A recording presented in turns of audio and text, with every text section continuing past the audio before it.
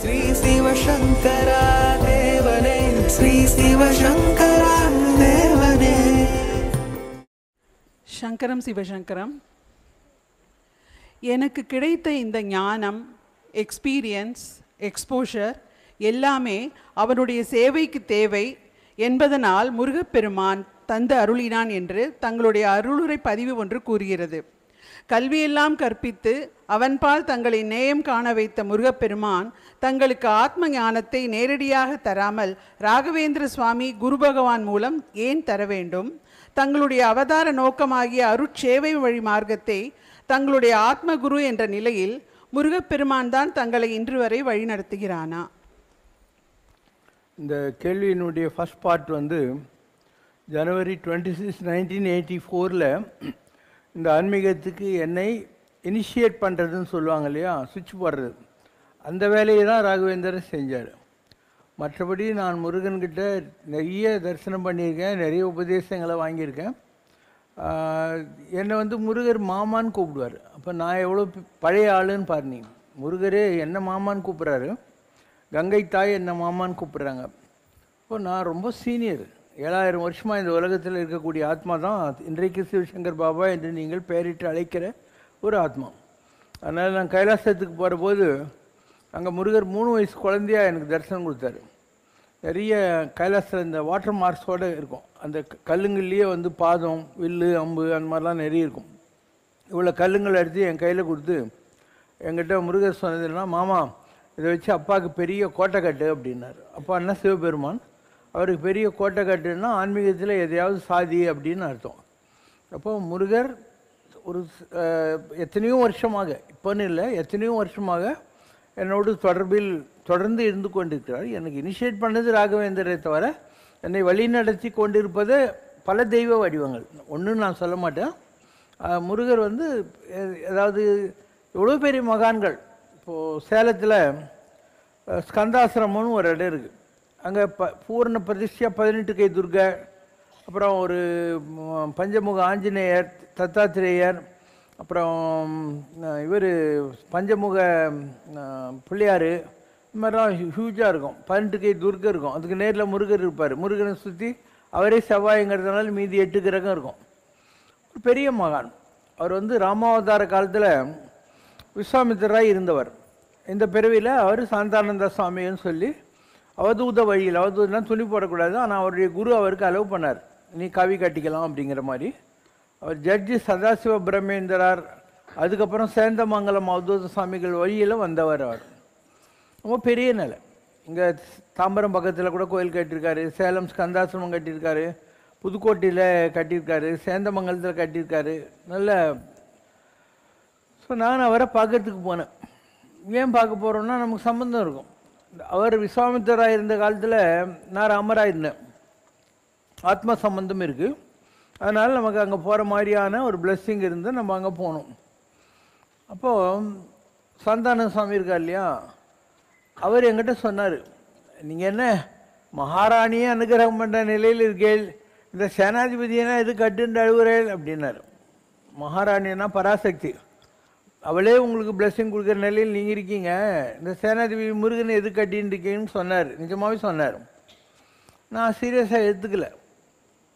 ஒரு ஒய்ஃபுக்கு எப்படி ஹஸ்பண்டு அவன் அழகனோ அழகன் இல்லையோ அவன் தான் ஹஸ்பண்ட். இன்னாருக்கு இன்னார் நின்று எழுதி வைத்தான் நிறைவன் என்று, யாருக்கு யார் குரு, யார் ஹஸ்பண்ட், யார் பிள்ளை, யார் பொண்ணு, இதெல்லாம் ஏற்கனவே நிர்ணயமான விஷயங்கள்.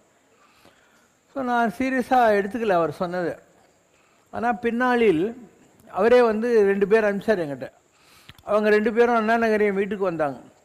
சாமி சொல்கிறாரு, நீங்கள் ரொம்ப பெரிய உயரத்துக்கு போகிறீங்களா ஆன்மீகத்தில், அதனால் உங்களுக்கு புவனேஸ்வரி ஏகாட்சர மந்திரம் உபதேசம் பண்ணணும், நீங்கள் அவர்கிட்ட வந்து வாங்கிக்கோங்க அப்படின்னாரு. நான் சொன்னேன், நான் ஏற்கனவே சதாட்சரம் அஷ்டாட்சரம் பண்ணிகிட்டு இருக்கேன், அவர் அவ்வளோ விரும்பதான் சொல்கிறதுனால நான் வாங்கிக்கிறேன் அப்படின்னா. அவங்க சொன்னாங்க, அப்படின்னா நீங்கள் வேறு சுவாமியெல்லாம் கும்பிடக்கூடாது, ஒரே ஒரு தெய்வத்தை தான் கும்பிடணும், அவர் கொடுக்குற மந்திரத்தை தான் சொல்லணும் அப்படின்னாரு. நான் சொன்னது பாசிபிள் இல்லை. அரசனை நம்பி புருஷனை கைவிட்ட கதைன்னு எங்கள் ஊர் பக்கம் இருக்குது. நான் வடக்காடு மாவட்டம். அரசனை கட்டிக்கு போகிறேன்னு நினச்சி புருஷனை கைவிட்டாலாம். அந்த மாதிரி நான் ஏதோ ஒரு பெரிய மந்திரம் வந்துட போது பண்ணிட்டு இருக்கிற முருகனையும் பெருமாளையும் விட முடியாது அப்படின்னா. ஆனால் பிற்காலத்தில் எனக்கு அதெல்லாம் கிடைச்சது. இத்தனைக்கும் காரணம் யார்? முருகர் தான். எனக்கு பலவிதமான அனுபவங்கள் முருகர்கிட்ட வந்திருக்கு. ஒரு அனுபவம், நான் பழனி ஆண்டவனை பார்க்கறதுக்காக நிற்கிறேன். அப்போ 2 சந்திரன், அதனுடைய முக்கோண வடிவத்தில் ஒரு சூரியன். அப்போ ஒருத்தர் வந்து, வாங்க உங்களுக்கு முருகர் பிரசாதம் கொடுக்க சொல்லிட்டார் அப்படின்றாரு. நான் லைனில் தானே இருக்கேன், தரிசனம் பண்ணலை அப்படின்னேன். இதெல்லாம் உங்களுக்கு ஒரு கணக்கா அப்படின்னாரு. அப்போ அந்த 2 சந்திரன் ஒரு சூரியன் தான் இந்த இடம். இது அந்த ட்ரையாங்கிள், நம்முடைய நெற்றிக்கண் இருக்கிற இடம். அது அதாவது ஃபிசிக்கலாக தரிசனம் பண்ணுறதுக்கு முன்னே இந்த அனுபவம் கிடச்சது. அப்புறம் கைலாசத்தில் நான் சொல்லியிருக்கேன் இந்த மாதிரி அனுபவம் கிடச்சதுன்னு. எப்பயும் எனக்கு அனுபவங்கள் கிடச்சிக்கிட்டே இருக்கும். என்னை பற்றி ஓலையில் வரும். இங்கே ரமணி குருஜின்னு ஒருத்தர் 9 ராமநாதன் ஸ்ட்ரீட்டில் இருந்தார், மாலிங்கபுரத்தில். இப்போ அவர் சேலையூரில் கோயிலெலாம் கட்டியிருக்காரு. அவர்கிட்ட காகபூஜைன்றார் ஓலைன்னு ஒன்று இருக்குது. யாரோ அவர் ரிஷிகேஷ் பக்கம் போன போது ஒரு வயசான பெரியவர் இதை குடுன்னு அவர் அதை வச்சு படிச்சுன்னு இருக்கார். நான் வந்து 1984 இந்த காளிகாம்பாள் சிவாச்சாரியார், குருஜி சுந்தரராமன், சண்முக சிகாமணி, திருவேற்காடு ராமதாஸ் சாமி, இவங்கெல்லாம் எங்கள் வீட்டு வாசலில் காரை கொண்டாந்து போட்டு, வாங்க இன்றைக்கி பழனி ஆண்டவனை பற்றி வரப்போகுது ஓலையில் அப்படின்னு கூட்டின்னு போனாங்க. நான் அங்கே போன போது அவர் சோழி போட்டு 8 பரல் விழுந்தது. அதுக்கப்புறம் படிக்கிறார். அதில் ஃபுல்லாக என்னை பற்றி தான் வருது. இவங்க தான் என்ன கூட்டின்னு போகிறாங்க, ஆனால் அதில் ஃபுல்லாக என்னை பற்றி தான் வருது. அதில் என்ன வருதுன்னா, இந்த சிவசங்கர் பாபா எத்தனையோ பிறவிகளாக நிறைய தவம் செஞ்சவர். அதனால் இவருக்கு இந்த பிறவியில் இப்போ வெங்கடாஜலபதிங்கிற பதவி கிடச்சிருக்கு. அண்ட் வெங்கடாஜலபதி யார்? ராமர். ராமர்கிட்ட ஆஞ்சநேயர் இருந்தார், அவர் எங்கே இருக்கார்? மகேந்திரகிரியில் தவத்தில் பண்ணுறார், அனுமான் கோட்டைங்கிற இடத்துல. அதனால் சிவசங்கர் பாபா அவர் செய்த பூஜைக்கு தவத்துக்கு இவருக்கு அனுமான் கம் ராமர் கம் வெங்கடாஜலபதிங்கிற ஒரு பதவி கிடச்சிருக்கு. இது காரணம். அடுத்தது இவருக்கு எத்தனையோ பிறவிகளாக முருகன் தான் குரு. அதனால் இன்னொரு ரூட்டில் முருகனுடைய அருள் இவருக்கு கிடைச்சிது. அதுக்கப்புறம் விந்தையுள் விந்தை என சிந்தையுள் குடிகொள்ள சிந்தாமணி கூடத்தே உரையும் அருளபல ஆனவளும் பூரண பலம் அருள. எல்லாத்துக்கும் மேலே சிந்தாமணி கிரகம் இருக்குது, அங்கே தான் பராசக்தி இருக்கா, அவ்வளோ இந்தாப்பா என் பவர் ஃபுல்லாக நீ வச்சுக்கோன்னு சொல்லி கொடுத்தா. அப்போ சிவசங்கர் பாபாவுக்குள்ளே இவ்வளவும் இருக்குது. அனுமான் கம் ராமர் கம் பெருமாள், அந்த ரூட்டில் முருகர், இன்னொரு பக்கம் பராசக்தி வருது. இப்போ இதெல்லாம் எதுக்காகன்னு சொல்கிற போது சொல்கிறாங்க, ஒளியாய் வந்து அருட்பொலிவாய் நிறைந்து அகிலமெல்லாம் ஆதாரம் கொள்வாய், தெய்வ வடிவும் கொள்வாய். உலகத்தில் எங்கெல்லாம் வெளிச்சிருக்கோ அங்கெல்லாம் நீ இருப்பேன். அண்ட் உனக்குன்னு ஒரு தெய்வ வடிவம் உண்டாகும். You will yourself get a divine form. எப்படி ராமர், கிருஷ்ணர், இயேசு, புத்தர் இருக்காங்களோ அந்த மாதிரி உனக்கே ஒரு கடவுள் வடிவம் கிடைக்கும்னு வந்தது. அதுதான் நம்ம பூரண பிரம்ம பெருமாள். எப்படி நீ ஒரு ராமரை, வெங்கடாஜலபதியை, முருகன் எல்லாம் பார்க்குறியோ அந்த மாதிரி எனக்கு கிடைச்சிருக்கிற தெய்வ வடிவம் இதுதான். பார்த்தா இது உடம்பு, ஆனால் இதுக்குள்ளே இருக்கிறது அதுதான். இதுக்கு 3 முகம் இருக்குது. வெங்கடாஜலபதி ஒரு பக்கம் வராகர் பிரம்மம், இன்னொரு பக்கம் நரசிம்மர் ருத்ரன், பாதி சிவன் பாதி சக்தி, 10 அவதாரங்களும் நமக்குள். இப்படி ஒரு பூரணத்துவமான அவதாரத்தை சிவசங்கர் பாபா வாழ்கிற காலத்திலே அடைந்து விட்டார். வாழ்கிற காலத்திலே இந்த நிலையை அடைஞ்சிட்டார். இப்போது நம்ம கட்டியிருக்கிற கோயில் என்னுடைய ஆத்மாவுக்கு நான் கட்டியிருக்கிற கோயில் தான். அதனால் இந்த கோயில் கட்டி நான் சொன்னேன், நான் இந்த மாதிரி அன்னைக்கு பிரகலாதனுக்காக தூணிலிருந்து ருத்ரசக்தி நரசிம்மமாக வெளிப்பட்டது. இன்றைக்கி என்னுடைய ஸ்தூலம் இந்த உடம்பிலிருந்து தெய்வீக ஆற்றல் இந்த கல்லில் வெளிப்பட்டிருக்கு. நேரில் என்ன கடவுள்னு ஒத்துக்க முடிஞ்சால் நீ ஒத்துக்கோ. கல்லில் பார்க்க முடிந்தவர்கள் கல்லில் பாருங்கள், என் சொல்லில் பார்க்க முடிந்தவர்கள் சொல்லில் பாருங்கள், எப்படியாவது கடை தேறினால் சரின்னு. நான் இதே தான் அது, அதே தான் இது. உனக்கு எது புரியுதோ அந்த மாதிரி நீ கும்பிட்டுக்கோன்னு. இல்லைன்னா இதுதான் அது, அதுதான் இது, உனக்கு டவுட்டே தேவையில்லை. ஸோ சிவசங்கர் பாபா மிகப்பெரிய நிலைகளை எல்லாம் ஆன்மீகத்தில் தொட்டு விட்டார். இன்னும் எத்தனை ஒரு 1996 வரைக்கும் எனக்கு அனுபவங்கள் வந்துக்கிட்டே இருந்தது. 96க்கு அப்புறம் அனுபவங்கள் வரல ஜாஸ்தி. ஏன்னா முடிஞ்சாச்சு. எவ்வளோ மேக்ஸிமம் கொடுக்க முடியுமோ அவ்வளவும் கொடுத்துட்டாங்க. இன்னும் கொடுக்கறதுக்கு ஒன்றுமே இல்லை. ஸோ ஆல்மோஸ்ட் அந்த டைமில் எனக்கு அல்டிமேட் தரிசனம் கிடச்சிது. சிவன் பார்வதி 2 பேரும். அதுக்கு முன்னால் நிறைய கிடச்சிது.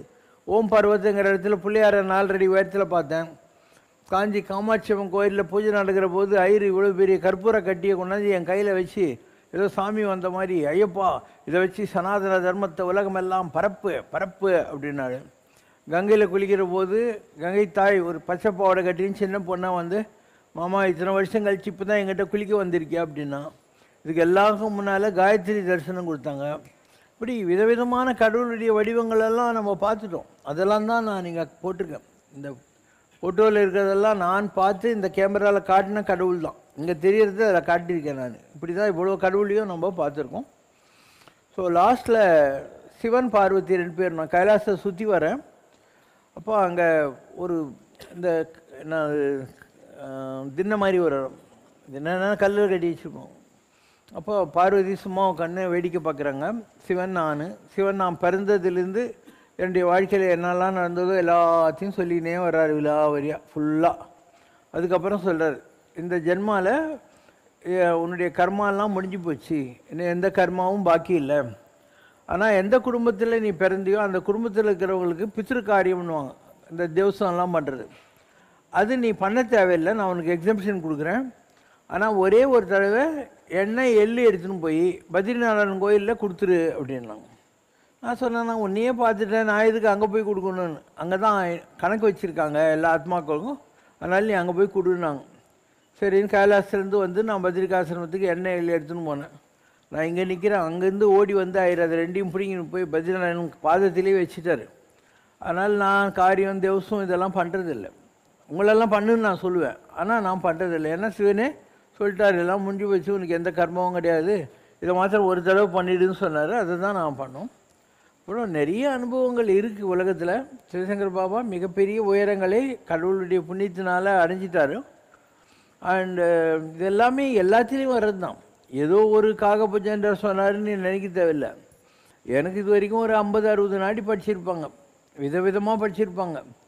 எல்லா நாட்டிலுமே இதுதான் வரும். உன்னை குருன்னு நினைப்பாங்க ஜனங்கள்லாம், நீ குருவே கிடையாது, நீ தான் கடவுள் அப்படின்னு சொல்லி வரும். உலகத்தில் எங்கெல்லாம் வெளிச்சிருக்கோ அங்கெல்லாம் நீ இருப்பேன்னு. முருகன் வந்து உனக்கு இடும்பரையும் கடம்பரையும் காவல் வச்சுருக்காங்க, அவங்க 2 பேரும் கூடயே இருக்காங்க எப்பயும் அப்படின்னு வரும். இப்போ ரீசண்டாக ஒரு சாமியார், அவர் ஒரு நாளைக்கு ஒரு இட்லி சாப்பிடுவார். அண்டு திருவண்ணாமலையை ஒரு நாளைக்கு ஒரு தடவை மலை சுற்றுவார். விழுப்புரத்தில் இருக்கார், ஆனால் திருவண்ணாமலையில் தான் அவர் மலை சுற்றுறது அதெல்லாம் சேர்த்து. அவர் இங்கே வந்திருந்தார். இங்கே வந்தபோது அவர் என்ன சொன்னார்ன்றதை கொஞ்சோண்டு படிக்க சொல்லலாம். அண்ணாமலையாரோட உத்தரவுப்படி வந்த தகவலை உங்ககிட்ட பேச வந்திருக்கேன். உங்ககிட்ட அண்ணாமலையார் உள்ளத்தில் ஜோதி வடிவமாக இருக்கிறார். அவரோட ஆத்மா உங்ககிட்ட இருக்கு. குண்டலினி என்ற மூலப்பொருள் எழுந்து ஞான ரூபமாக காட்சி தருது. விஷ்ணுசாமியார் இருந்தார் இல்லையா திருவண்ணாமலை, அவர் அப்பயே சொல்லிட்டார், Shivashankara has gone to greater level than Aurobindo and சைத்தன்யானார். அரவிந்தரையும் சைத்தன்யனை விட உயரங்களுக்கு போயிட்டார் Sivasankar Baba. whoever is guiding this beggar is guiding சிவசங்கரானார். அவரை ராம் சரத்குமார் சாமி வழி நடத்துகிற அண்ணாமலையார் தான் சிவசங்கர் பாபாவையும் வழி நடத்துகிறாரு. சிவசங்கரா இஸ் காட்ஸ் பிரைம் மினிஸ்டர்னர். சிவசங்கர் பாபா கடவுளின் பிரதம மந்திரி. Shivashankara is working 24 hours for my father and my father is highly please with ஹிம்னர். இவர் சிவனுக்காக அண்ணாமலையாருக்காக 24 மணி நேரம் வழிக்கிறாரு. அதனால் அண்ணாமலையார் இவர்கிட்ட ரொம்ப சந்தோஷமாக இருக்கார் அப்படிங்கிற வார்த்தைகளை அவர் சொன்னார். ராம் சரத்குமார் சாமி சொன்னார். உங்களுக்கு சாட்சி வேணும்னா இளையராஜா, ரமணாசிரமம் கணேஷ் ஐயர் 2 பேரும் அப்போ கூட இருந்தாங்க, அவங்கள போய் கேளுங்க இந்த மாதிரிலாம் சாமி சொன்னாரான்ட்டு. சேஷாத்ரி சுவாமி உள்ளுக்குள்ளே இருந்து அருளாட்சி செய்கிறார். அவரோட மறு அவதாரமாகவும் இருக்கிறீங்க. உங்களை உள்ளே இருந்து அவர் அருளாட்சி செய்கிறார். கோயிலில் பெருமாளை பார்க்கும்போது கூடவே சேஷாத்ரி சுவாமியையும் பார்த்தேன். நான் எந்த ஊருக்கும் போகிறதில்லை. திருவண்ணாமலை கிரிவலம் அப்படியே இருக்கிறேன். காலையில் 5 மணிக்கு வெளியே வரும்போது முருகன் வேலோடு வந்து என்னை தடுத்து திருவண்ணாமலைக்கு போக விடலை. ராத்திரியில் அப்பா சிவபெருமான் ஒரு இடம் போகணும் காத்திரு அப்படின்னு சொன்னார். காலையில் இந்த தம்பி வந்து என்னை உங்களை பார்க்க கூட்டிகிட்டு போகிறேன்னு சொன்னப்ப அண்ணாமலையாரோட உத்தரவுன்னு இங்கே வந்திருக்கேன்.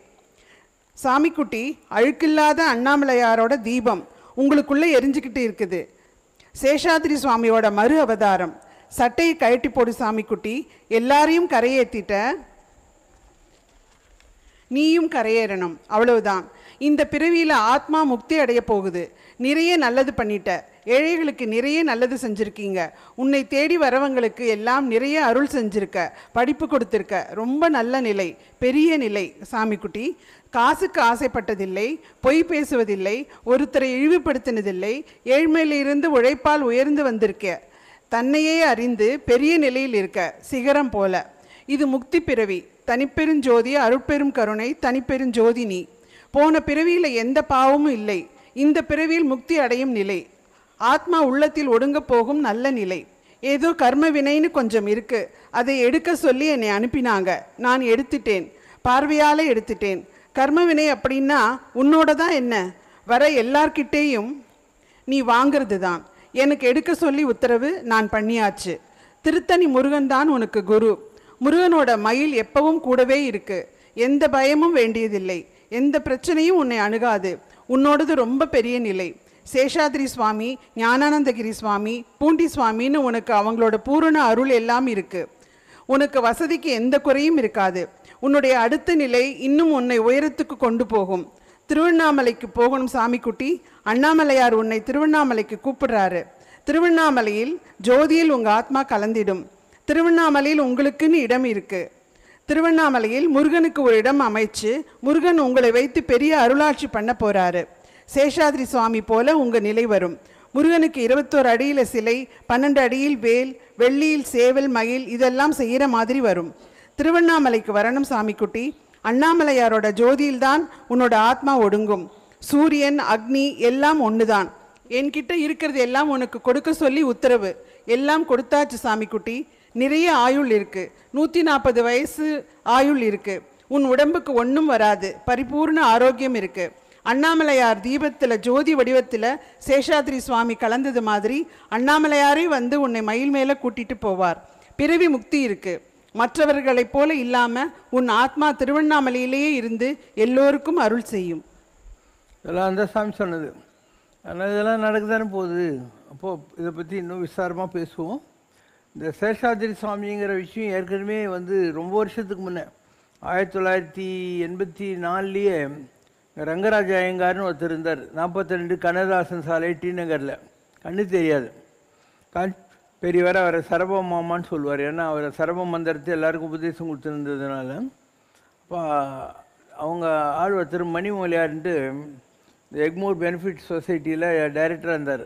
அவர் சொன்னார், எங்களுக்கெல்லாம் சாமி ஒருத்தர் இருக்கார், அவருக்கு பர்த்டே, நாங்கள் உங்கள் வீட்டுக்கு கூட்டின்னு வரோம், நீங்கள் அவருக்கு ஆசீர்வாதம் பண்ணுங்கன்னார். நான் சொன்னேன், வயசில் பெரியவர், நான் தான் அவரை வந்து பார்க்கணும், நான் வரேன்னு அவங்க வீட்டுக்கு போனேன். அவர் கண்ணு தெரியாதுன்னு சொன்னேன் இல்லையா, அதனால் திருப்பதி லட்டு கொஞ்சம் அவருக்கு ஊட்டி விட்டுட்டு இப்படி பெரியவங்களை இப்படி தொடுற மாதிரி கணத்தை தொட்டுட்டு நான் சொன்னேன், நீங்கள் முதலியாண்டானை வச்சு எழுதுங்கோ. 14 ஆழ்வார்களை பற்றி நிறைவேறிட்டாங்கோ. ஆழ்வார்களுக்கு பின்னால் வந்த வழி குறவர்கள்னு பேர், குருமார்கள். குறவன்னா குருன்னு அர்த்தம். அவங்கள முதலியாண்டானை வச்சு எழுதுங்கோ அப்படின்னு வந்துட்டேன். நான் வந்த உடனே மறுநாள் அந்த மணிமொழியாரை அவர் கூட இன்னொருத்தர் 2 பேர் என்கிட்ட வந்தாங்க. நீங்கள் போன உடனே சாமி சொல்லிட்டாரு, இப்போ வந்துட்டு போனது யாருன்னு நினைக்கிறேன், அவர் தான் சேஷாத்ரி சாமி, அவர் என்னை தொட்ட போது எனக்கு தெரிஞ்சு போச்சு, அவர் தான் எனக்கு குண்டலினி சக்தியை கொடுக்கணும், அதனால் நான் திருவக்கரைக்கு போயிட்டு 108 எலுமிச்சம்பழம் மாலை சாத்திட்டு நேராக அவர் வீட்டுக்கு வரேன்னு சொல்லு, அவர் கொஞ்சம் எனக்காக வெயிட் பண்ணிட்டோம், என்னால் மண்ணடிக்கு வர முடியாது, அவர் என்னை தொட்டார்னா எனக்கு குண்டலினி வரும்னு அம்பாள் சொல்லியிருக்கா, அவர் சமயபுரத்தை கும்பிட்றவர் அப்படின்னு. அதே மாதிரி வந்தாங்க. அப்போ நான் சைதாப்பேட்டில் துருவானிவாஸ் அப்பார்ட்மெண்ட்டில் இருந்தேன், ஸ்ரீநகர் காலனியில். வந்துட்டு நாங்கள் காஞ்சி பெரியவரை பார்க்க போகிறோம், நீங்களும் வரீங்களான்னாங்க. சரின்னு காரில் ஏறினேன். வியட்நாம் வீடு சுந்தரம், அவர், நான் காஞ்சிபுரத்துக்கு போனோம். பெரியவர் இருந்தார். அப்போது அவர் கீழே உக்காந்துருக்காரு, நானும் வியட்நாம் நிற்கிறோம். இப்போ இவர் சொல்கிறார், என்னை காட்டி, அவர் சிவசங்கரா அப்படின்றார். அப்போது பெரியவர் சொல்கிறார், அவனை பற்றி நீங்கள் என்ன எனக்கு சொல்கிறது, அவன் மகாஜோதியாகும், அவன் இல்லைன்னா எங்கள் மடமே இல்லை தெரியுமோ அப்படின்னார். ஏன்னா நான் தான் ஆதிசங்கராக இருந்தேன். ஆதிசங்கராக இருந்து எல்லா சங்கர மடங்களையும் நான் தான் வந்து இந்த நாட்டில் கொண்டு வந்தேன். அதனால் அவன் இல்லைன்னா எங்கள் மடமே இல்லை தெரியுமோ, அவனை பற்றி நீங்கள் என்ன நமக்கு சொல்கிறது அப்படின்னு பெரியவர் சொன்னார். இதெல்லாம் சில உதாரணங்கள் எப்படிலாம் இருக்குன்னு. சிவசங்கர் பாபா மிக ஒரு 7000 வருஷமாக விதவிதமான அவதாரங்களை எடுத்தவர். நான் என்னெல்லாம் அவதாரம் எடுத்தேன்னெலாம் அங்கே ஃபோட்டோ போட்டு வச்சுருப்பேன். என்னென்னலாம் உலகத்தில் வந்தாங்கிற மாதிரி இருக்கும். என் உடம்புலேருந்து எல்லா கடவுளையும் எல்லாத்தையும் காட்டியிருப்பேன். நான் எல்லாத்தையும் பண்ணி முடிச்சுட்டு ஜாலியாக உட்காந்துன்னு இருக்கேன். So any time this year வந்து பெரிய அளவில் the world will start looking to us. உலகம் நம்மை உற்று நோக்க கவனித்து விடும். நானும் இந்த ஃப்ராடு சாமியாருங்க எல்லாம் ஓட்டும், ஒரு லைன் ஓட்டுன்னு தான் விட்டு வச்சுருக்கேன் நான். இது நம்ம சொல்லக்கூடாது. ஜனங்க அவங்ககிட்டலாம் போய் ஏமாந்து அதுக்கப்புறம் யாராவது ஒரு நல்லவங்க கிடைக்க மாட்டானான்ற போது நம்மக்கிட்ட வரட்டுமே, நமக்கு என்ன அவசரம்? நம்ம எல்லாத்தையும் பண்ணிவிட்டு ஜாலியாக உட்காந்துட்டோம், இவ்வளோ அழகாக எல்லாத்தையும் பண்ணியிருக்கோம், என்ன குறை இருக்குது? ஒன்றும் கிடையாது. இப்போ நம்ம என்ன பிரசாதம் கொடுத்தாங்க இன்றைக்கி? அடையா அடை மால்கோ, புரோக்கலி, சூப்பு எல்லாம் கொடுக்குறாங்க. ஸோ எல்லாமே நம்ம வசதியாக வச்சுருக்கோம், ஒன்றுமே குறை கிடையாது. பாட்டுக்கு என்ன பஞ்சம், டான்ஸுக்கு என்ன பஞ்சம், பூஜை, யாகம், ஹோமம், எதுக்காவது இந்த இடத்துல பஞ்சம் இருக்கா? எதுக்கும் பஞ்சம் இருக்காது. எல்லாம் கடவுளுடைய அனுகிரகம் இருந்தால் தானாக நடக்கும். ராகவேந்திர பற்றி என்ன சொல்கிறீங்க? பூஜ்யாய ராகவேந்திராய சத்திய தர்ம ரதாயச்ச.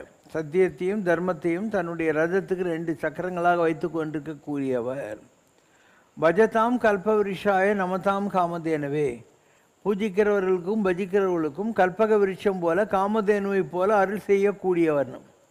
அப்போ 26 ஜனவரி 1984 நான் ராகவேந்திரரால் தான் இனிஷியேட் ஆனேன் இந்த ஆன்மீக பாதைக்கு. அவர் தான் எனக்கு பணத்தை பாடுறான்னாரு. நானும் அவரும் பக்கத்தில் நின்று இறந்து கிடக்கிற என் உடம்பை பார்த்தோம். அதுக்கப்புறம் என் உடம்புலேருந்து 5 தலை நாகம் வெளியேறி பழனியாண்டவனுக்கு இடது பக்கத்தில் நின்று தலையிலேருந்து கால் வரைக்கும் தங்கமயமான ஒரு சித்தராயிட்டு பௌர்ணமிக்கு 8 ரூபா 11 பௌர்ணமி அப்படின்னு 2 மந்திரம் கொடுத்துச்சு. 8 ரூபான்னா எங்கள் பாஷையில், சித்தர்கள் பாஷையில் அஷ்டமா சித்திகள்னு அர்த்தம். அஷ்டமா சித்திகள் எல்லாருக்கும் கிடைக்காது. நான் 8ல் 8 வச்சுருக்கேன். செத்தவங்களை பழகி வைக்கிறது கூட முடியும். ஆனால் இந்த வம்புலெல்லாம் நான் மாட்டிக்கிறது இல்லை. எல்லாம் 84லேயே பண்ணி முடிச்சுட்டேன். காமாக உட்காந்துருக்கேன். எந்த ஞானமாக இருக்கும். ஞானம்தான் உதவும். இல்லை இந்த ஊதி வரைகிறது இதிலெல்லாம் பொம்மை வரைக்கிறதுல போய் மாட்டிக்கினேன்னா அதிலே இருக்க வேண்டியது தான். இல்லை நிறைய பேர் அதில் மாட்டிக்கினாங்க. அது அவங்கவுங்களுடைய விருப்பம். நம்ம அது ரைட்டுறாங்கன்னு சொல்கிறது கிடையாது. உங்களுக்கு ஆன்மீகம் தெரியாததுனால இதெல்லாம் பெரிய விஷயங்கள் நீங்கள் நம்புறீங்க. இதெல்லாம் பெரிய விஷயமே கிடையாது. ஸோ இதில் நான் மாட்டிக்கவே இல்லை. எப்பயோ நான் இதெல்லாம் பண்ணிட்டேன். 84லேயே இதெல்லாம் பண்ணி பார்த்துட்டேன். தேவையே இல்லைன்னு. செத்தவங்களை பழக்கி வைக்கிறது கூட பண்ணி பார்த்தோம். மாயமாக இருந்தாங்க. அவங்க எப்படி ஃபேமஸ் ஆனாங்க? ஒரு நாய் மேலே லாரி ஏறிச்சு, நாய் அப்படியே பஜ்ஜி பஜ்ஜி ஆகிப்போச்சு. இந்த அம்மா அங்கே போய் அங்கே இருக்கிற பழைய துணியெல்லாம் வச்சு அந்த நாயை ஒன்றா சேர்த்து அதெல்லாம் கட்டி எதிர உட்காந்து அழுது ப்ரே பண்ண உடனே அந்த நாய் ஒன்று கூட்டிகிட்டு ஓடிச்சு. அன்னிலேருந்து அந்த அம்மா பார்த்து கன்னியாகுமரியில் இருக்கிறவங்கெல்லாம் பயம். அது வரைக்கும் அந்த அம்மா பிச்சைக்காரின்னு சொல்லியிருந்தாங்க. இப்படி ஒரு பவர் இருக்குது. அந்த மாதிரி ஒவ்வொன்றுத்துக்கும் உனக்கே தெரியும் இந்த பவர் நம்மக்கிட்ட இருக்குது, இல்லை என்ன பண்ணால் வரும், அதெல்லாம் இருக்குது. அதெல்லாம் பண்ணி பாட்டும். இதிலெல்லாம் நமக்கு இன்ட்ரெஸ்ட் இல்லை. நாம் அருள் வழி மார்க்கத்தை தேர்ந்தெடுத்தோம். அதில் யாருக்கும் நஷ்டம் இல்லை. இப்போ நான் உனக்கு பொம்மை கொடுத்து அது கொடுத்து இது கொடுத்து என்ன ஆகுது? ஒன்றும் இல்லை. நீ என்கிட்ட ஒரு குறைய சொன்னேன்னா அவனுக்கு ஒரு பிரசாதம் கொடுக்குறேன். இந்த பழம் சாக்லேட்லாம் விட்டுதே இல்லை. நான் என் பிரசாதம்னு ஒரு மண்ணாங்கட்டியும் கொடுக்குறதே இல்லை. பழனியிலேருந்து 2 மூட்டை விபூதி யாரோ வாங்கி அனுப்புகிறாங்க எனக்கு, அந்த சித்தநாதன் கடையிலேருந்து. அந்த விபூதி தான் அங்கே பேக் பண்ணுவாங்க. சங்கரன் கோயிலேருந்து எனக்கு புத்துமண்ணு வரும். அதே மாதிரி கர்நாடகா சுப்பிரமணியா போயிட்டு நம்ம பசங்கள்லாம் புத்துமண்ணு வாங்கின்னு வருவாங்க. ராகவேந்திர சுவாமி பிருந்தாவனத்துலேருந்து அந்த மிருத்திகை வரும். இந்த மாதிரி நான் இங்கே கொடுக்குற எல்லா பிரசாதமுமே வெளி கோயிலில் அங்கேருந்து யாரோ கொண்டாந்து கொடுக்குறது தான் நான் கொடுக்குறேன். என் பிரசாதம் நான் எதுவுமே யாருக்கும் கொடுக்குற பழக்கமே கிடையாது. மக்களுக்கு என்னுடைய வழிமுறைகள் புரியாது. எல்லாம் வரும், புரிகிற போது புரியுது. நமக்கு என்ன இப்போ அவசரம்? நம்ம நல்லா தானே இருக்கிறோம். அடுத்த கேள்விக்கோ. கம்பராமாயணத்தில் ஜாம்பவான் நினைவுபடுத்திய பின்புதான் ஆஞ்சநேயருக்கு அவருடைய டிவைன் பவர்ஸ் என்னவென்று தெரிய வந்தது. ஆனால் ராவணன் தனது அரசவையில் ஆஞ்சநேயருடைய வாளில் தீ வைக்க சொன்னபோது அந்த நெருப்பு ஆஞ்சநேயரை மட்டும் பாதிக்கவே இல்லையே, அது எவ்வாறு சாத்தியப்பட்டது? ஆஞ்சநேயர் இலங்கைக்கு வைத்த அதே நெருப்பு அசோகவனத்தில் இருந்த சீதாதேவியை எவ்வாறு பாதிக்காமல் இருந்தது? ஸ்ரீராமனுக்கு தனது தெய்வீக சக்திகள் எதுவும் தெரியாத இருந்த நிலையில் தெய்வீக அவதாரங்களாக மனித உருவில் வந்த சீதாதேவி, லக்ஷ்மணன், வானர உருவில் வந்த ஆஞ்சநேயர் ஆகியோருக்கு தங்களது தெய்வீக சக்திகள் தெரிந்து இருந்ததா? இது பற்றி கம்பராமாயணம் என்ன சொல்கிறது? ஆஞ்சநேயர், நீங்கள் திருப்பதி போகிறீங்க இல்லையா? திருப்பதி மலை ஏறி போகிற போது அஞ்சனாத்திரின்னு ஒரு மலை இருக்குது. 7 மலையில் ஒரு மலை. அந்த இடத்துல ஒரு வானர தலைவன், அவனுடைய மனைவி அஞ்சனா தேவி, இவங்க 2 பேருக்கு குழந்தையாக பிறந்தார். குழந்தையாக இருக்கிற போதே சூரியனை ஏதோ பாலுன்னு நினச்சி ஆகாசத்துக்கே போயிட்டார், சூரியனை முழுங்கத்துக்கு போனார். அப்போது மற்ற தேவர்கள்லாம் வந்து இவரை அடிக்கிறாங்க. அவர் அழகாக தான் பிறந்தார், அடிக்கிறாங்க. அப்போ அவருக்கு இப்படி முகம் வீங்கி போய் பூமியில் பிறகு. அப்போ அந்த அம்மா கேட்குது, என் பிள்ளைய நல்லா இருந்தவனே இப்படி பண்ணிட்டீங்களே எல்லாரும். இல்லை, இவன் ரொம்ப பவர்ஃபுல்லாக இருக்கான், பூமியில் இவனால் இம்பேலன்ஸ் வந்துடும், அதனால் இவனுக்கு எந்த பவர் இருக்கோ நாங்கள் மறைச்சிடுறோம். இது கூட ஒரு பவர், படைத்தல் காத்தல் அழித்தல் மாதிரி மறைத்தல்னு ஒன்று இருக்குது, அதுக்கு திருவனுபாவம்னு பேர். மறைச்சிடுறோம். இவன் பிறந்திருக்கிறது ராம கைங்கரியத்துக்காக பிறந்திருக்கான். எப்போ ராமருக்கு இவனுடைய கண்ட்ரிபியூஷன் தேவையோ அப்போ தான் இவனுக்கு தான் யாருன்னு தெரியும்னு சொல்லிட்டாங்க. அதனால் ஆஞ்சநேயருக்கு அது வரைக்கும் தன் பவரே தெரியாது, இலங்கைக்கு தாவணும். அப்போ ஒவ்வொருத்தரும் நான் இவ்வளோ மைல் பறப்பேன், அவ்வளோ மைல் தாண்டுவேன்றாங்க. அப்போ ஜாம்புவான் தான் சொல்கிறான், ஆஞ்சநேயா நீ பிறந்த போது ஆகாசத்துக்கு போய் சூரியனையே முழுங்க பார்த்தவனாச்சு, உன்னால் இந்த 12 மைல் தாண்ட முடியாதா அப்படின்னு அவருக்கு பழைய ஞாபகம் வந்துட்டு ரிட்வைன்னு போயிடுறாரு. இதுதான் அவர் ஃப்ளாஷ் ரீவைண்ட் ஃப்ளாஷ்பேக் வந்த விஷயம். அது வரைக்கும் அவருக்கு தெரியாது. அங்கே போகிறாரு.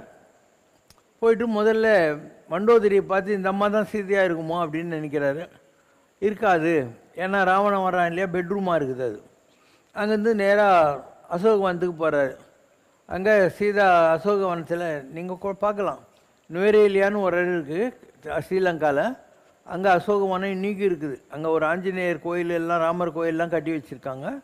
அதுக்கப்புறம் இவர் சின்மயானந்தா சொன்னார்னு சொல்லி அங்கே ஸ்ரீலங்காவில் இருந்த பழைய தலைவர் ஒருத்தர், அவர் வந்து ஒரு உயரமான ஆஞ்சநேயர் கோயில் கூட ஒன்று கட்டியிருக்காரு விட்டுதல். ஸோ அந்த இடத்துல அசோகவனத்தில் அந்த அம்மா உட்காந்து தவம் பண்ணிக்கிட்டு உட்காந்து. ஸோ இவர் பார்த்துடுறாரு. அந்த அம்மா பார்க்குற போது அந்த அம்மா அழுதுகிட்டு உட்காந்துருக்கு. ராட்சசிங்கெல்லாம் அந்த அம்மாவை சுற்றி உட்காந்துருக்காங்க. ராவணன் வரான்.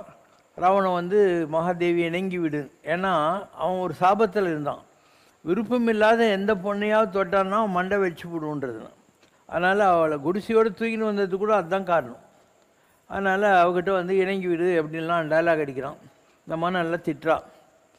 அதுக்கப்புறம் ஆஞ்சநேயர் மரத்து மேலே உட்காந்துருக்கார். அந்த எந்த சமயத்தில் போய் சீதை கிட்ட நம்ம சொல்லணும்னு சொல்லிட்டு ராமர் கொடுத்த கனையாளி வச்சிருக்காரு. ஒரு மந்திரம் போடுறாரு. ராட்சசங்கள்லாம் நல்லா தூங்கின்னு இருக்காங்க. அப்போ சீதை என்ன பண்ணுறா, அந்த மரத்தோட கொடி எடுத்து கழுத்தில் போட்டுன்னு சூசைட் பண்ணிக்கிறதுக்கு ரெடி ஆகிறா. இதுக்கு மேலே தாங்கக்கூடாதுன்னு சொல்லிட்டு அவர் கபுக்குன்னு குதிக்கிறாரு. குச்சிட்டு ஸ்ரீராம் ராம் ராம் ராம்ன்றார்.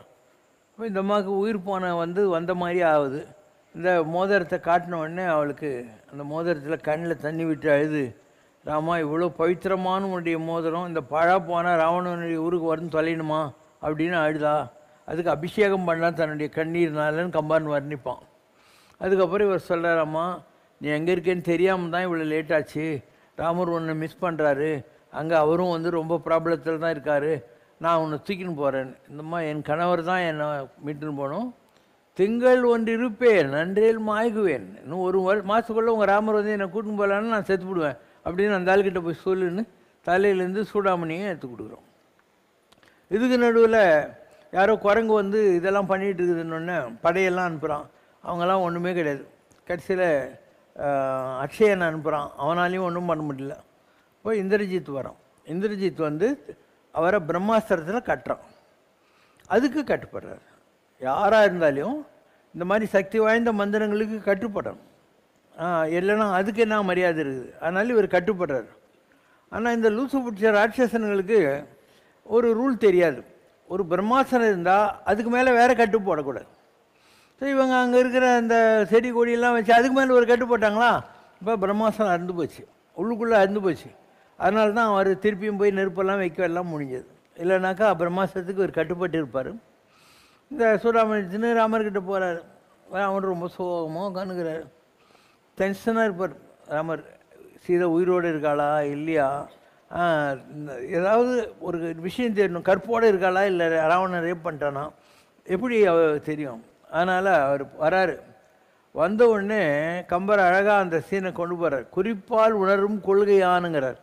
ராமர் அந்த செய்கையை பார்த்த உடனே புரிஞ்சுக்கிட்டாராம். என்ன புரிஞ்சுக்கிட்டாரு? ஏன்னா இவர் அந்த பக்கம் பார்த்து கும்பிடுறார், சீதை இருக்கிற தெற்கு திசையை நோக்கி கும்பிடுறார். அப்போ ராமருக்கு புரியுதான், சீதை தெற்கு திசையில் இருக்கா, அனுமானே கும்பிடுற அளவுக்கு ஒழுக்கமாக இருக்கா, இல்லைன்னா இவன் ஏன் அவளை கும்பிட்றான் அப்படின்ற மாதிரி குறிப்பால் உணரும் கொள்கையான இவர் டென்ஷனில் இருப்பார். அதனால் வளவளான்னு பேசக்கூடாது. எடுத்த உடனே கண்டனன் சீதையை, நான் கண்களால் சீதையை பார்த்தேன், கற்பினுக்கு அணியை கண்களால் சீதையை பார்த்தேன், கற்புக்கு அணிகளை மாதிரி இருக்கா, கண்ணால் தான் பார்த்தேன், நான் யாரும் சொல்லியெல்லாம் கேட்கல. கண்ணீர் கடலினை கண்டேன், தசரதனுடைய மருமகள் என்று சொல்லக்கூடிய பாக்கியத்துக்கும் ஜனகனுடைய மகள் என்று சொல்லக்கூடிய நிலைக்கும் ராமனுடைய மனைவி என்று சொல்லக்கூடிய தகுதிக்கும் உரிமையாக அங்கே கற்பு ஒரு வடிவம் எடுத்திருந்தது, பொறுமை ஒரு வடிவம் எடுத்து அமைந்திருந்தது, அதை நான் பார்த்தேன் இப்படின்னு அவர் வர்ணிப்பார். அந்த சுந்தரகாண்டத்துக்கு ஏன் இவ்வளோ மரியாதை அப்படின்னா, அது இவ்வளோ நுணுக்கங்களோடு கூடிய ஒரு அற்புதமான படைப்பு கம்பர் எழுதுந்து. அதனால் பவர் அவனுக்கு இருந்தது உண்மைதான், அவன் கட்டு போட்டதும் உண்மைதான். ஆனால் இந்த லூசு பசங்கள்லாம் அதுக்கு மேலே இன்னொரு கட்டு போட்டதுனால அந்த கட்டு அவுந்து போச்சு. அண்டு வாலில் நெருப்பு வைக்கிறாங்க இல்லையா, அது காரணம் வந்து ஆஞ்சநேயர் 5 பூதம் கலந்தவர், பஞ்சபூதத்தை கலந்தவர். அதனால் அவரை பற்றி ஒரு பாட்டு இருக்கும், 5லே ஒன்றை தாவி 5லே ஒன்று பெற்றான். உலகத்தில் என்னாகுது? ஆகாசம், அதுக்கப்புறம் காற்று, நீர், நெருப்பு, பூமி. அதனால் ஆஞ்சநேயர் யாருக்கு பிறந்தார்? வாயு அம்சத்தில் பிறந்தார். அதனால் 5லே ஒன்று பெற்றான். அடுத்தது 5லே ஒன்றை தாவி தண்ணியை தாண்டி போனார் இல்லையா. பூமாதேவி இருக்கா இல்லையா, அது பூமி இல்லையா, அதனால் அவளை பார்த்து இப்படி 5 பொருளும் அவர்கிட்ட இருக்குது, ஆஞ்சநேயர்கிட்ட இருக்குது. அதனால தான் அவருக்கு பஞ்சமுகம். ஆஞ்சநேய, ஹயக்ரீவ, நாரசிம்ம, கருட, ஊர்துவமாக இருக்கக்கூடிய ஹயக்ரீவ 5 முகம் அவருக்கு இருக்கிறதுக்கு அதுதான் காரணம். 5லே ஒன்று பெற்றான், 5லே ஒன்றை தாவி. 5லே ஒன்று பெற்றான்னா அஞ்சனா புத்திரன், 5ல் 1 தாவின்னா கடலை தான்னா. 5லே ஒன்று ஆறாக ஆரியர்க்காக ஏகே. 5லே ஒன்று பெற்ற அணங்கை கண்டு அயலூராருள். 5லே ஒன்றை வைத்தான், அவன் அழித்து அவன் யூஸ் பண்ணாங்கிற மாதிரி அந்த 5 அவங்ககிட்ட இருக்கிறதுனால அவன் யூஸ் பண்ணுறான். ஓகேவா? Last question.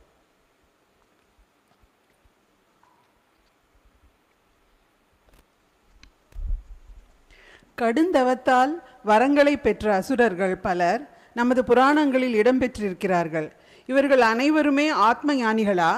ஒரு பக்தனுக்கு ஆத்ம ஞானத்தை வழங்கும் முன் இறைவன் அவனுக்கு வைக்கிற தேர்வு எவ்வாறு இருக்கும்? ஒரே ஒரு அப்பனுக்கு 2 பொண்டாட்டிங்களுக்கு பிறந்தவங்க தான் தேவர்களும் அசுரர்களும். அதனால் பேரண்டேஜின்னு பார்த்தா அந்த ப்ரீடு ஜீன்ஸ் எல்லாம் சொன்னீங்கன்னா அவங்கெல்லாம் அந்த முனிவருக்கு பிறந்தவங்க, காசியப்ப முனிவருக்கு. ஸோ இவங்க 2 மதர்ஸ் வித்தியாசமானவங்க. அதனால் 2 பேருமே பவர்ஃபுல் தான், தேவர்களும் பவர்ஃபுல் தான், அசுரர்களும் பவர்ஃபுல் தான்.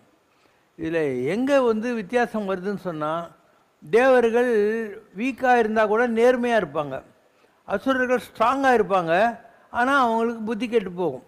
அதாவது தங்களுடைய பவர் வளர வளர அவங்களுக்கு கொஞ்சம் புத்தி கெட்டு போயிடும். ஸோ இதுதான் 2 பேருக்கும் உள்ள டிஃப்ரென்ஸ். இப்போது ஒரு தவம் இருக்காமல் ஒருத்தன்னு வச்சுக்கோ, தேவர்கள் இப்படி கும்பிட்டுக்குன்னு முருகா முருகா வரையா வரையான்னு கேட்டுன்னு இருப்பாங்க. அசுரர்கள் அப்படி இல்லை, நெருப்புக்கிட்ட கழுத்தை வச்சுக்கின்னு கையில் கத்தி வச்சுக்கின்னு நீ வரலன்னா என் கழுத்தை வெட்டிக்கிற முருகான்னுவாங்க. இதுதான் 2 பேருக்குள்ள வித்தியாசம். அதனால் சுரர்களை விட அசுரர்களுக்கு பவர் ஜாஸ்தி. எங்கே கெட்டு போகிறாங்கன்னா இவங்க தர்மத்தை மீற மாட்டாங்க, அவங்க தர்மத்தை தேவைப்பட்டால் மீறிடுவாங்க. 2 பேருக்கும் அதுதான் வித்தியாசம். இல்லைனா 2 பேரும் ஒரே அப்பனுக்கு பிறந்தவங்க தான், வேறு வேறு அம்மாவுக்கு பிறந்தவங்க. அண்டு ஒவ்வொரு காலகட்டத்துலேயும் அவங்க பயங்கரமான தவம் செய்து பவரை வாங்குவாங்க. அந்த பவரை மிஸ்யூஸ் பண்ணுற போது கடவுள் ஏதோ ஒரு வடிவத்தில் ஒரு மோகினியாவோ ஏதாவது வந்து ஒரு அவதாரமாக வந்து தேவர்களுக்கு சப்போர்ட் பண்ணி பண்ணுவார். தேவர்கள் நீங்கள் நினைக்கிற அளவுக்கு ஸ்ட்ராங் பார்ட்டிஸ் கிடையாது. எவ்வளவோ தேவர்கள் முட்டாள்தனமாக பவரெல்லாம் விட்டுருக்காங்க. இந்திர பதவிக்கு ஒருத்தன் வரான், அப்போ தான் அவன் இந்திர பதவிக்கு வந்து உலகத்துக்கு நல்லது செய்கிறவங்கிற எண்ணத்தை விட்டுட்டு இந்திராணியும் ரம்பா ஊர்வசியெல்லாம் என்ஜாய் பண்ணலான்ட்டு. ஏன்னா அங்கெல்லாம் வந்து கல்யாணம், இந்த குழந்தை குட்டி இந்த மாதிரிலாம் கிடையாது. யார் வேணால் யாரை வேணால் என்ஜாய் பண்ணலாம். தேவலோகத்தில் அதுதான் கணக்கு. நான் வான்றேன் உண்மை. மகாபாரதம் படிச்சுப்பார். இந்திரலோகத்துக்கு கொண்டு போய் அர்ஜுனனுக்கு ஒரிஜினல் இந்திரன். ஏன்னா இவன் குந்தி தேவி இந்திர மந்திரத்தை சொல்லி தானே பிறந்தான் அர்ஜுன உலகத்தில். அதனால் அங்கே கொண்டு போய் இவனுக்கு இந்திர பட்டாபிஷேகம் பண்ணுறான். பண்ண உடனே அவருக்கா இல்லையா ஊர்வசி, அவள் சொல்கிறா வா அப்படின்னு. ஐயோ நீ எனக்கு அம்மா அப்படின்னு. அம்மாலாம் உங்கள் ஊரில் தாண்டா, எங்கள் அதெல்லாம் சும்மா ஒழுங்கா வா அப்படி. ஏன்னா அங்கே ரூல்ஸ் கிடையாது, ரிலேஷன்ஷிப் கிடையாது தேவலோகத்தில். அவன் இல்லைன்றான். அப்போ நீ 9ஆம் நம்பராக பிறந்துடுறான்னு. நான் கேட்டதுக்கு நீ ஆசைப்பட்டதுக்கு ஒத்துக்கலை, அதனால் 9ஆம் நம்பராக பிறந்துடு அப்படின்னு. அப்போ கிருஷ்ணன் கேட்குறான், என்னப்பா இப்படி ஆகிப்போச்சேன்னு. பரவாயில்ல, நீ அஜ்ஞாதவாசம் போகிற போது ஒரு வருஷம் யார் கண்ணுக்கு தெரியாமல் இருக்கணும், அதனால் இந்த 9ஆம் நம்பர் இருக்கு இல்லையா, அந்த வேஷத்தை அப்போ கட்டிக்கோ. பிருகநலான்னு பேர் அதுக்கு. அப்போது டான்ஸ் மாஸ்டர் ஆயிடுறான். அங்கே அந்த நாட்டில் போய் இவளுக்கு அபிமன்யை கட்டிக்கு போகிற பொண்ணுக்கு டான்ஸ் மாஸ்டராக இருக்கா இல்லையா, அப்படி வந்தது தான். இது மாதிரிலாம் இருக்கானே இருக்குது. இப்போ நான் வந்து கைலாசத்தில் இருந்தபோது 33 கோடி தேவர்களும் ஆகாசிலேருந்து இறங்குறாங்க. அவங்கவுங்க இந்திரன், அவங்கவுங்க கிரீடம், அவங்கவுங்க செலஸ்டியல் ஸ்ப்ளெண்டர் ட்ரெஸ்ஸில் அப்படியே ஆகாசிலேருந்து இறங்குறாங்க. வெடிக்கால ஒரு 4-5 மணி இருக்கும். எல்லோரும் வந்து என்னை பார்த்து இப்படி கும்பிட்றாங்க. நான் சொல்கிறேன், நான் தானே உங்களுக்கு கும்பிடணும், நீங்கள் என்ன கும்பிட்றீங்கன்னு. அவங்க திருப்பியும் சாட்சாத் பத்ரிநாராயண் பகவான் ஓ அத்தனை பேர் சொன்னாங்க. நீ தான் சாட்சாத் பத்ரிநாராயணன், ஆனாலும் உன்னை கும்பிட்றதுக்காக வந்திருக்கோம் நாங்கள். அப்போ உலகத்தில் அங்கே ஒரு அர்ஜுனுங்கிறான்னா இந்திரங்கிறான்னா இங்கே அர்ஜுனன் இருப்பான், இந்திர அர்ஜுனன். பத்ரிநாராயணன் ஒன்று இருக்குன்னா அதனுடைய ஒரு ஹியூமன் ரெப்ளிகா இருக்கும் உலகத்தில். அதனால் என்ன சொன்னாங்க, சாட்சாத் பத்ரிநாராயண் பகவான் ஹோ அப்படின்னு கைலாசத்தில் எனக்கு இந்த இது கட்சி அத்தனை தேவர்களையும் நம்ம கண்ணால் பார்த்தோம். எனக்கு ஓலையிலையும் வந்துச்சு, நேரிலே தேவரும் வந்தமர்ந்து நின்னிடத்தில் உசாவி செல்வர், இது பொய்யனி நீ வேட்டை சுட்டிடுன்னுவார் விஸ்வாமித்திரர். நீ இருக்கிற இடத்துக்கு தேவர்களே வந்து உங்கள்கிட்ட பேசிட்டு போவாங்க, இது மாத்திரம் நீ இல்லைன்னு சொன்னேன்னா இந்த ஓலையை நான் கொளுத்திடுறேன்னு சேலஞ்ச் பண்ணுவார் விஸ்வாமித்திரர். இதெல்லாம் என் வாழ்க்கையிலையும் நான் எல்லாத்தையும் பார்த்துருக்கேன்னு சொன்ன மாதிரி. ஸோ அந்த மாதிரி ஒவ்வொருத்தருக்கும் ஒரு ரெப்ளிகா இருக்கும். எப்படி இந்திரன் அர்ஜுனனாக வந்தானோ அந்த மாதிரி கர்ணன் இருக்கான் இல்லையா, அவன் சூரியன்கிட்டேருந்து வந்தவன். பீமன் ஒரு அவதாரத்தில் ஆஞ்சநேயர் வந்தார். அதுக்கு அடுத்த பிறவியில் வர்றபோது பீமன் இதாக வரான், வாயு ஸ்வரூபத்தில் வரான். அஸ்வினி புத்திரர்கள் மெடிக்கல் ராட்ஸ் இல்லையா, அதுதான் நகுல சகதேவர்கள். நெருப்பினுடைய அம்சத்தமாக வந்தது யார், திரௌபதி. இப்படி உலகத்தில் எல்லாரும் வருவாங்க. ஒவ்வொரு காலகட்டத்திலையும் தேவர்கள் பூமிக்கு வராங்க. அந்த நேரத்தில் அவங்க அங்கே இருப்பாங்க. ஏன்னா அவங்களுக்கு ஒளி உடம்பு தான் இருக்கும். இந்த பூமிக்கு வந்தால் தான் 5 புலன்களும் வேலை செய்யும். அதனால் பூமிக்கு வந்தால் 5 எலிமெண்ட்ஸ் இருக்கும். ஃப்ளஷ் அண்ட் பிளட் பாடி. தேவர்களாக இருந்தால் கூட இந்த உலகத்துக்கு வர்ற போது உங்களை மாதிரி என்ன மாதிரி தான் வரணும். தெய்வம் மானுஷ ரூபேன அப்படின்னு. அங்கே இருந்தால் அலுமினஸ் பாடியில் இருப்பாங்க. ஸோ இதெல்லாம் வந்து ஆன்மீகத்தில் மிக பெரிய நிலைகள். இப்போ நம்ம இதை பற்றியெல்லாம் பேசின ஜனங்களுக்கு புரிய போதே, ஏதோ கதை தான் சொல்கிறாரா அப்படின்னு தோணும். எல்லாத்துக்கும் ஒரு கண்டினியூட்டி இருக்குது உலகத்தில். ஒரு ஆளுந்தான், அவன் சாமிக்கிட்ட வரம் வாங்கிட்டான், எனக்கு சஹஸ்ர கவச்சம் கொடுனான். சஹஸ்ரன்னா 1000, சஹஸ்ரநாமம் அப்படின்னா அந்த மாதிரி. ஸோ ஒரு கவச்சத்தை எடுக்கணுன்னா 12 வருஷம் தவம் பண்ணணும், 12 வருஷம் எதிரில் நின்று சண்டை போடணும். கொடுத்துட்டாங்க வரத்தை. உலகத்தில் வந்து அவனுக்கு புத்தி கெட்டு போச்சு. அப்போ கடவுள்கிட்ட போய் முறையிடுறாங்க. மகாவிஷ்ணு சொல்கிறார், சரி நானே வர்றேன் அப்படின்னு அவர் தன்னை 2ஆக பிரிச்சுக்கிறார். ஒன்று நரன், இன்னொன்று நாராயணன். நரன் 12 வருஷம் தவம் செஞ்சுட்டு இருப்பான். நாராயணன் போய் சஹஸ்ர கவச்சன்கிட்ட சண்டை போடுவார். இவர் போய் தவத்தில் உட்காந்துக்குவார், அவன் வந்து சண்டை போடுவான். இப்படி 2 பேரும் மாற்றி மாற்றி அவனுடைய 999 கவசத்தை பிச்சிட்டாங்க. இன்னும் ஒரு கவச்சங்குது.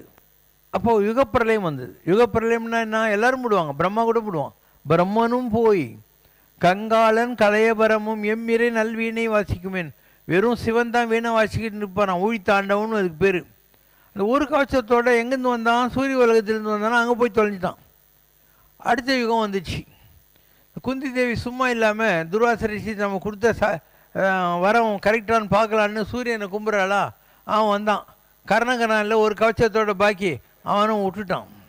அதனால தான் பிறந்த போதே இவன் கவச்ச குண்டலத்தோடு பிறந்தான், கவச்சம் குண்டலங்களோடு பிறந்தான்.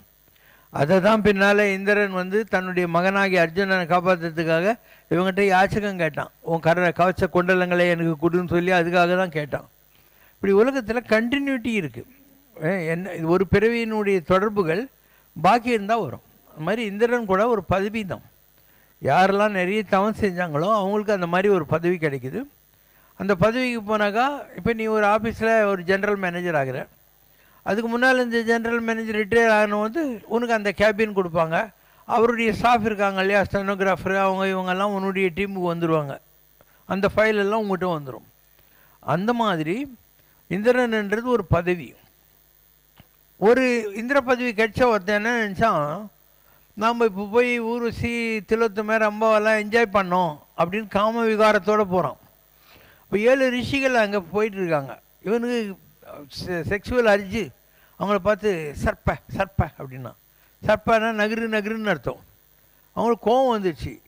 ஒரு இந்திர பதவிக்கு வந்து ஜனங்களுக்கு நல்லது பண்ணுறான்னா நீ அவங்கள அனுபவிக்கிறதுக்காக எங்களை நகருன்னு சொல்கிறியா, பூமியில் போய் நீ சர்ப்பமாக போடான்ட்டாங்க. அப்போ அவன் மகுடமும் போய் பூமியில் வந்து பாம்பா பிறந்தான்ட்டு ஒரு இது மாதிரி இந்திர பதவி கிடைச்ச நிறைய பேர் இந்த தவறுகளை செய்கிறாங்க. அதனால்தான் நம்ம பலி சக்கரவர்த்தி இந்திர பதவிக்காக யாகம் செய்கிறாரு.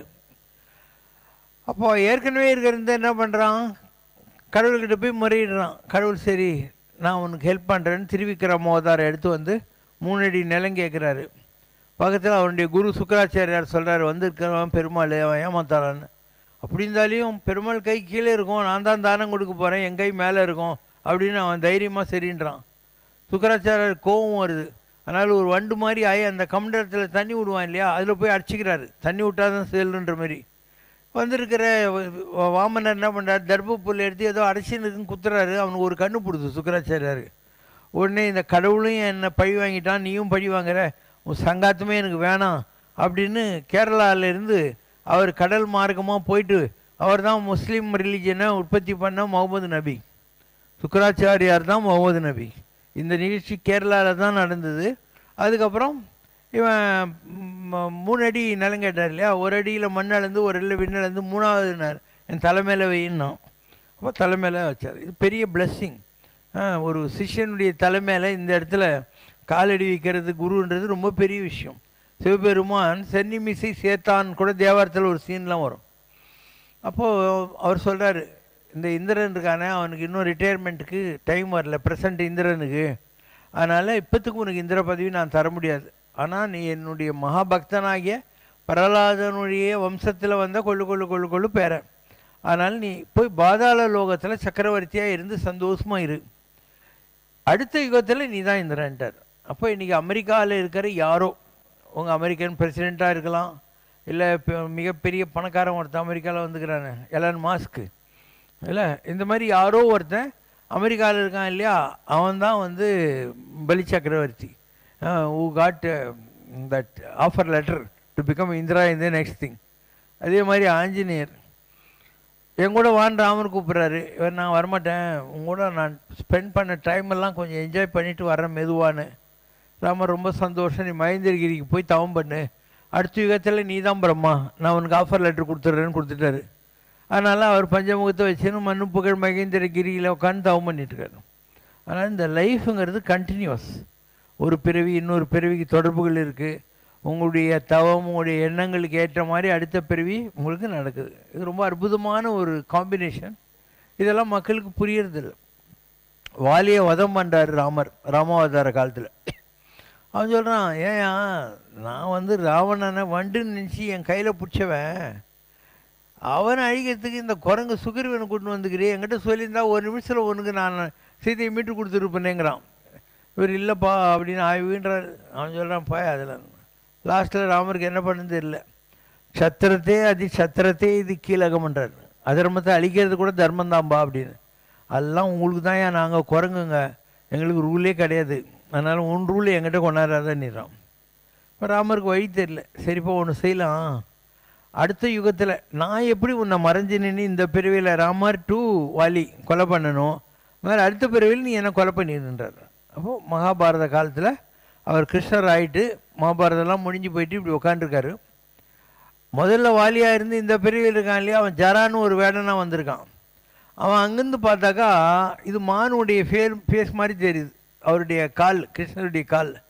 அதனால் மானுன்னு நினச்சி அம்பு விடுறான். அது அந்த அம்பு வழியாக அவருடைய உயிர் பிரியுது. அப்போ ராமாவதார காலத்தில் வாலி, மகாபாரத காலத்தில் ஜரா, அப்போது ராமர், இப்போது கிருஷ்ணர். இப்படியெல்லாம் இருக்குது உலகத்தில். அதனால் உங்களுக்கு எதுவும் தெரியல. அதனால தான் இந்த உலகத்தில் எல்லாத்தையும் பார்த்து டென்ஷன் ஆகிடுறீங்க. உங்களுக்கு யாருக்காவது தொந்தரவு கொடுத்தான்னா போன ஜென்மத்தில் நீங்கள் அவனுக்கு தொந்தரவு கொடுத்துக்கீங்கன்னு அர்த்தம். அதனால தான் அவனுக்கு உங்ககிட்ட அப்படி ஒரு எனிமிக்கல் ஃபீலிங் வரும். உங்களுக்கு யாரையாவது பார்த்தா ஒரு ப்ளீஸிங்காக இருக்கும். சில பேரை முன்ன பின்னவே தெரியாதான ஒரு மாதிரி இரிட்டேட்டிங்காக இருக்கும். இதுதான் காரணம். அந்த ஆத்மாக்களுக்கு போன பிறவியினுடைய விட்ட குறை தொட்ட குறை.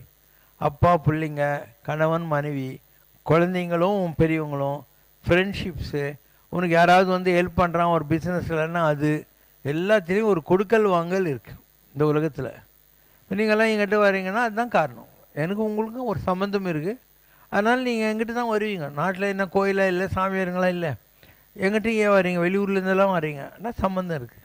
நம்ம எல்லாருக்கும் சம்மந்தம் இருக்குது. அதனால தான் எங்கிட்ட வரீங்க. நான் தான் உங்கள் பேங்க்கு. உனக்கு பேங்க்கு இருந்தாக்கா அங்கே போய் கேட்டால் கொடுப்பாங்களே, அந்த மாதிரி நீ என்கிட்ட வர்றேன்னு நான் உனக்கு கொடுக்கணும். இதுதான் ஆன்மீகம் என்பது. கண்டதே கண்டு, கொண்டதே கொண்டு, உண்டதே உண்டு, உடுத்ததே உடுத்து, உரைத்ததே அடுத்தடுத்து உரைத்து, கழிந்ததே கடவுள் நாளெல்லாம். இதெல்லாம் உங்களுக்கு எப்போ புரியுதோ அதுக்கு பேர் ஆத்ம ஞானம். அது புரியாத வரைக்கும் நீங்கள் சேர்த்துக்கு என்ன பேர்? அன்ன விசாரம். இட்லி சாப்பிட்லாமா, போண்டா சாப்பிட்லாமான்னா அன்ன விசாரம். நான் யார், எதுக்காக உலகத்தில் வந்திருக்கேன், பிறவின்னா என்ன, ஆத்மானா என்ன, கர்மா என்ன, இந்த ஆராய்ச்சிக்கு போகிறது இல்லையா, இதுக்கு ஆத்மா விசாரம்னு பேர். அப்போ அன்ன விசாரம் வேறு, ஆத்ம விசாரம் வேறு. 199.99 பேர் அன்ன விசாரத்தில் இருக்காங்க. ஆத்ம விசாரத்துக்கு என்றைக்கு வராங்களோ அவங்களும் ஞானிங்க தான். உலகத்தில் ஞானி ஆக முடியாதவன் யாருமே இல்லை, எல்லாரும் ஞானிகள் தான். ஆனால் நீ தேடலை. அதனால தான் பைபிளில் வரும், தேடுங்கள் கண்டடைவீர்கள், கேளுங்கள் கொடுக்கப்படும், தட்டுங்கள் திறக்கப்படும். நீ இன்னும் இதெல்லாம் தெரிஞ்சுக்கணும்னு உனக்கு ஆசை வரலையே. இப்போத்துக்கு நீ ஒரு கல்யாணம் ஆகணும்னு ஆசைப்பட்ற, குழந்தை இருக்குது, ஒரு ஆம்பளை குழந்தை பிறந்தா நல்லா இருக்கும்னு நினைக்கிற, ஒரு ப்ரமோஷன் கிடைக்குன்னு நினைக்கிற, கொஞ்சம் வீடு கட்டணும், ஸ்கூட்டர் வாங்கணும், கார் வாங்கணும்னு நினைக்கிற. இவ்வளோ தானே உன்னுடைய எல்லா தேடுதலுமே லௌகீகம்தான். இன்னும் நீ ஆத்ம விசாரத்தில் இறங்கலை, கடவுளை நீ இன்னும் தேடலை. எப்போ தேடுறியோ அப்போ நான் சொல்கிறதெல்லாம் உனக்கு கிடைக்க ஆரம்பிக்கும். அதுக்கப்புறம் தான் நான் பேசுகிற பாஷை உனக்கு புரியும். அது வரைக்கும் நான் என்ன தான் உனக்கு புரிகிற மாதிரி சொன்னாலும் உனக்கு ஒன்றும் புரிய போகிறதில்ல. ஓகேவா? பாடுங்க. இந்நாள் ஒரு பொன்னாள், அது இந்நாள் என்றிருந்தேனே. இந்நாள் ஒரு பொன்னாள், அது இந்நாள் என்றிருந்தேனே. தன்னால் வந்த முன்னாள், இது நன்னாள் என தெளிந்தேனே. ஒரு நாள் அது திருநாள், உன்னை பெறும் நாள் என உணர்ந்தேன். இனி வரும் நாள் என் வாழ்நாளின் பெருநாள் என மகிழ்ந்தேனே. ஒரு நாள் அது திருநாள், ஒரு நாள் அது திருநாள்.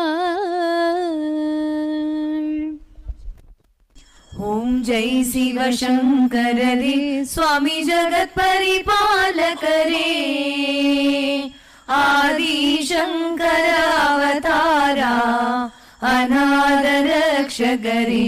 ஓம் ஜெய் சிவசங்கரரே. அன்னையும் தந்தையும் நீரென்றறிந்தும் அன்பில் நனைகின்றோம் சுவாமி, அன்பில் நனைகின்றோம். ஆசானும் இறையாகிய தேவா, நின்னடி பணிகின்றோம். ஓம் ஜெய் சிவசங்கரரே. கைலையை பன்முறை வலம் வந்தாய், ஓ கருணாகர கீர்த்தி, சுவாமி கருணாகர கீர்த்தி. மயிலையில் நின்று வரம் தருகின்றாய், மங்களகர மூர்த்தி. ஓம் ஜெய் சிவசங்கரரே. ஆனந்த சாகரம் தனிலம்மையாழ்த்தும் அற்புத அருள் ஜோதி, சுவாமி அற்புத அருள் ஜோதி.